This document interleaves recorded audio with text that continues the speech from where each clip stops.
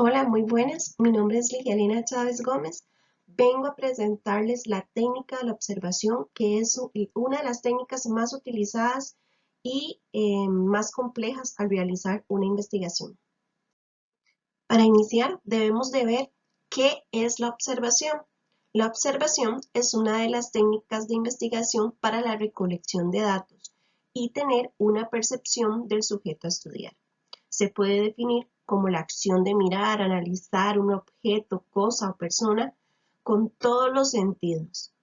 En general, son relativamente económicas de realizar dentro de la investigación, ya que no se requieren de muchos recursos, pero sin embargo, pueden consumir mucho tiempo y ser longitudinales. Las observaciones se califican en diferentes formas que vamos a ver más adelante.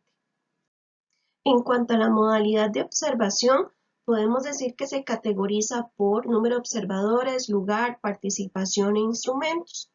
En cuanto al número de observadores, podemos decir que la observación se puede realizar de manera individualizada o grupalmente. En el lugar se refiere al campo o laboratorio. En cuanto al laboratorio, podemos decir que son espacios que permiten la reproducción de los hechos y se tiene un control del acontecer en un estado real de su generación. En cuanto a la participación, se puede decir que es participante o no participante. La participante se refiere al investigador, se involucra dentro del proceso de quienes observa y este está plenamente aceptado. Por lo tanto, se estima que el observado no se ve afectado por su acción, por la acción del observador. Y la no participante se refiere a que el observador no realiza su intervención dentro del grupo ni en los hechos. O sea, esto no tiene alguna afectación en su desarrollo como espectador. En cuanto a los instrumentos, podemos decir que está la estructurada y la no estructurada. La no estructurada es aquella que trata de observar sin tener en cuenta las categorías o indicadores que guíen el proceso, careciendo de un control temporal y llevando a cabo registros libres y globales de los acontecimientos. Y la estructurada se refiere a la observación metódica, que es apoyada por los instrumentos como guía de observación y el diario de campo mediante la utilización de categorías previamente codificadas y para obtener la información controlada, clasificada y sistemática. Ahora vamos a hablar de algunos aspectos a tomar en cuenta para realizar lo que es una observación. Se debe realizar una planificación previa. ¿Qué es lo que se va a observar? ¿Cuándo? ¿Y a quién se va a observar? ¿Con qué se va a observar? Previamente, realizar una observación sistemática para recoger información descriptiva y establecer las categorías para la descripción del problema.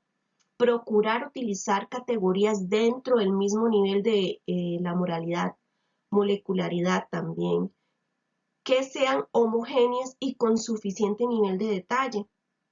Después de hacer la observación asistemática y haya llegado a una propuesta de códigos, debe iniciar un proceso de depuración mediante la constatación empírica antes de considerar que se ajuste a los intereses como investigador. Existen una serie de herramientas de observación de las cuales vamos a mencionar la lista de cotejo, la escala de apreciación y la guía de observación. La lista de cotejo consiste en una lista de características o conductas positivas o negativas, secuencia de acciones, etc., ante las cuales el observador tildará su presencia o su ausencia por medio de una marca de cotejo. Dentro de ellas podemos rescatar los pasos que serían para elaborar esta lista de cotejo. Sería formular el objetivo, seleccionar los aspectos que se van a observar, indicar las instrucciones para utilizar la herramienta, colocar los pasos específicos en orden consecutivo, enumerar los rasgos de conducta, comportamiento a evaluar e indicar el tipo de escala, sí, no, logrado, no logrado, ausencia, presencia, con un puntaje y diagramar el instrumento. Otra herramienta es la escala de apreciación. Estas escalas consisten en una lista de características o rasgos acompañados de una o varias escalas, con las cuales se podrá establecer el grado de medida en que dicha característica o rasgo se presenta en el sujeto. Los pasos para elaborarla sería formular el objetivo, seleccionar los aspectos que se van a observar o a medir, indicar las instrucciones a utilizar por la herramienta, enumerar esos rasgos o comportamientos, indicar el tipo de escala, siempre, frecuentemente, ocasionalmente, casi nunca, nunca, y diagramar el instrumento. Recordemos que estas se clasifican en numéricas, gráficas o descriptivas. Las numéricas podemos decir que son las escalas con grados en que se aprecia el rasgo observado. Se representa por números, no más de 5, preferiblemente, de los cuales se asigna una equivalencia de juicio de valor. Es importante diferenciar una escala numérica de una lista de cotejo.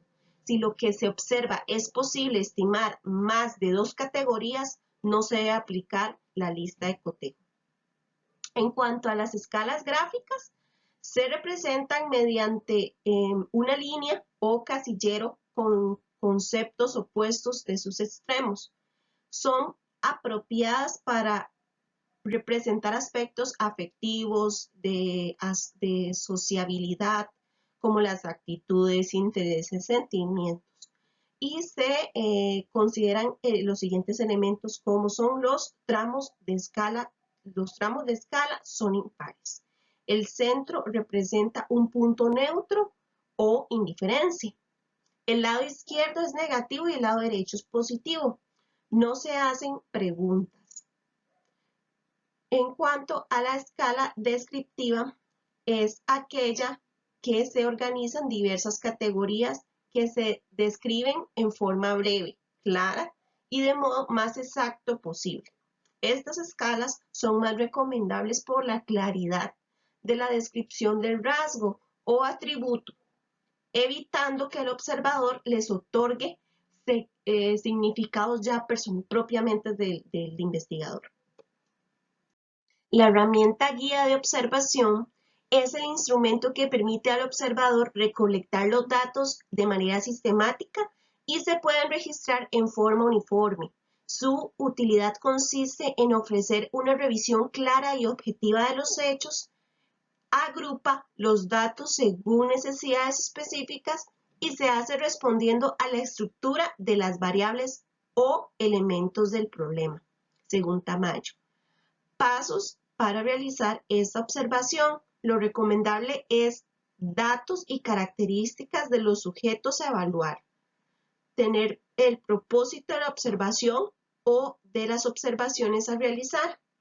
La temporalidad de la observación, o sea, cuánto tiempo se va a realizar esa observación, los lapsos o los rasgos de los momentos observables en apego a estas categorías. Al utilizar este instrumento de la observación, podemos rescatar tanto ventajas como desventajas. Entre las ventajas podemos mencionar que se observa de manera natural los acontecimientos, se describen los hechos de manera exacta, también se obtienen elementos significativos desde una perspectiva específica al considerar tanto las categorías como los indicadores. Representa un bajo costo monetario y de material para el investigador. Y como desventajas podemos mencionar que puede existir una falta de dominio de las categorías de indicadores a observar. Existen variables difíciles de observar, lo que puede causar alguna confusión.